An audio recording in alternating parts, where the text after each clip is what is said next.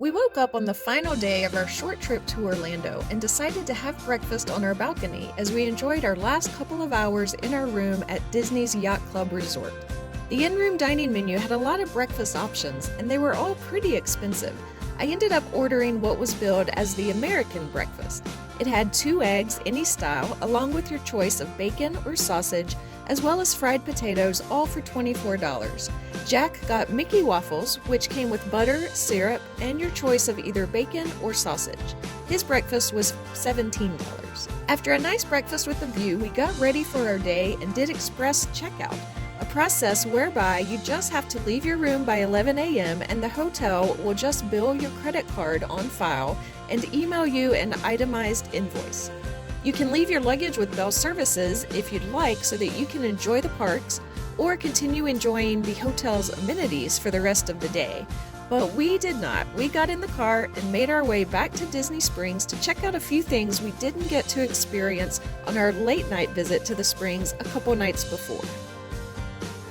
A federal law was passed earlier this year that says that all YouTubers who wish to produce a video at Disney Springs must do a review of Gideon's Bakehouse, a popular bakery that recently opened. Not wanting to get into any trouble, we got in line. First, we waited in line for about 5 minutes to get added to the virtual queue to enter Gideon's, and we were then free to wander around Mickey's favorite outdoor shopping mall. They texted us about 2 hours later, letting us know it was our turn to go inside Gideon's Bakehouse. We'll have a full review of that experience in an upcoming video.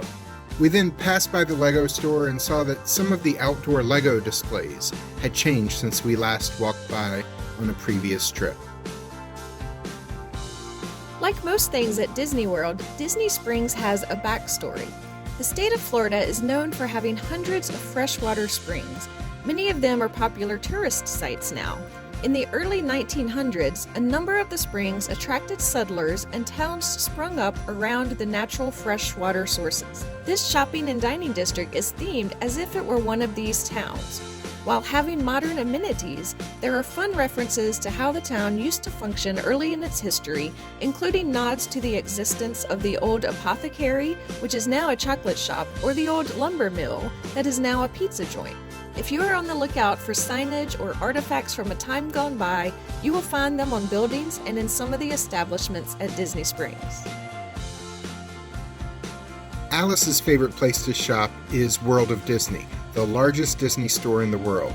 There's a lot to look at there, and there's a lot to buy there as well. My suggestion, in fact, is to find the world's smallest Disney store and shop there instead. You'll probably come out ahead. I kept the damage to a minimum. There is a lot to shop for here, and we had some gift cards we had been given, so a lot of what I bought was paid for with those. This was our first in-person introduction to nuimos, which, if you've been watching Disney World videos on YouTube, you probably know are miniature Disney plush characters. These were originally introduced in Disney stores in Japan. They were introduced at Walt Disney World earlier this year. You can buy miniature fashionable outfits and accessories, and we came home with one who is sitting in front of the computer now as I edit this video. Mickey is looking very sharp in his business suit. We always visit the Days of Christmas store each time we come to the Springs to shop for Christmas ornaments or other Christmas decor that we can use each December. We love these hand-painted It's a Small World ornaments. We always collect ornaments from all of the trips that we take, and the percentage of Disney ornaments on our tree is increasing each year. They have a lot of ornaments that feature Disney World attractions and icons, but some of their most adorable ornaments are the character ornaments from their popular movies.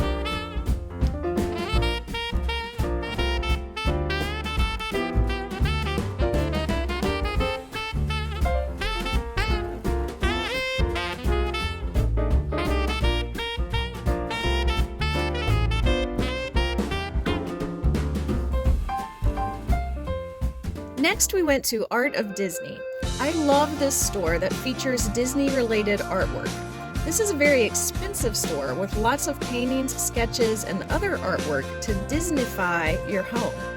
Unfortunately, as much as we love the artwork in this store, we You could probably never pay as much as they're charging for this artwork, but if you have hundreds or in some cases thousands of dollars to spend on artwork for your home, this is a place you'll definitely want to visit. They do sell postcards of some of their artwork, and we bought a postcard, as that was in our price range. It was cool to see a Disney artist in the store also working on a sketch of Donald Duck while we were there.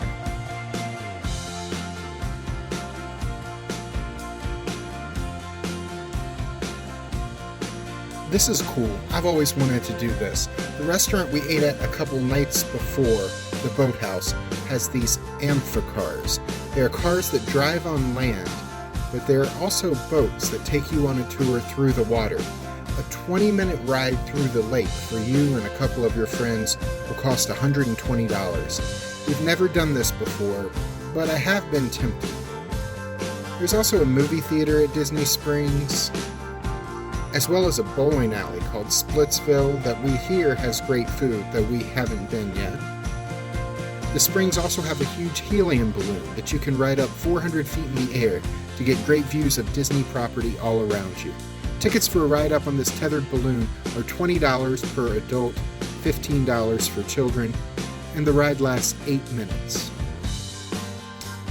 Also, a Disney-themed Cirque du Soleil show was supposed to open last year, but didn't due to COVID.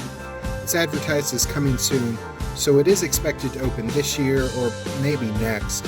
But for now, its arena sits empty at one end of Disney Springs.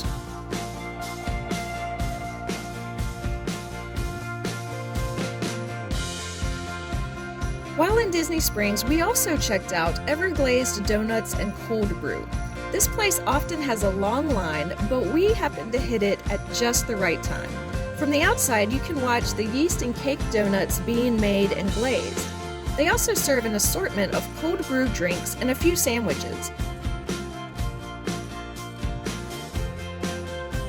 In addition to the usual donut shop selections, this place offered a number of creative flavors such as Fruity Pebbles, Cinnamon Toast Crunch, and Peanut Butter Explosion. The first donut we ordered was a chocolate iced donut. I'm not usually a fan of cake donuts, so I didn't love the chocolate one. It tasted alright, but it was a bit dry. Had it included some kind of icing instead of just the glaze, maybe I would have liked it better. The second donut we ordered was the Maple Double Bacon. This donut was delicious. We both loved it. It had a maple glaze and tons of bacon. I also got a raspberry sweet tea, and it was really good. We probably liked this place a little better than Voodoo Donuts at Universal if you're familiar with them, but if you're a fan of donuts, you definitely should give this place a try. I kind of feel bad for Everglazed. They opened around the same time as Gideon's Bakehouse, but most of the hype has gone to Gideon's. But there's one other place that also opened at Disney Springs this year, and that is the new M&M store. We underestimated its popularity, as it had about a 45-minute line to get in by the time we got near it. We didn't want to see it bad enough to wait that long. But we have been to the M&M store on the Strip in Las Vegas and enjoyed it, so we're sure this one is nice too.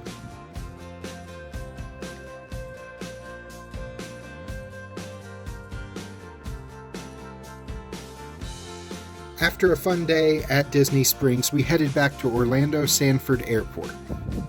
It appears the only flights leaving this airport on the day we flew home were Allegiant flights. Apparently, Allegiant is the only U.S. airline currently using the Sanford Airport, though the airport's website lists a few international airlines that do fly in and out of Florida through Sanford. This airport has a museum exhibit about the history of flight in Sanford, Florida. What is now known as the Orlando Sanford International Airport was originally opened in 1942 as Naval Air Station Sanford, a base used by the U.S. Navy until it was closed in 1969. This exhibit gives you a lot of information on the history, and perhaps the most cool feature is a fully restored PV-1 Ventura bomber on display. We have used the Orlando Sanford Airport 3 times for trips to Florida, and it's a lot less busy than the main Orlando Airport. The lines to check in and go through security, and to pick up your checked luggage, and then to pick up a rental car from the rental desk, all tend to be a lot shorter here at Sanford than at the main Orlando Airport.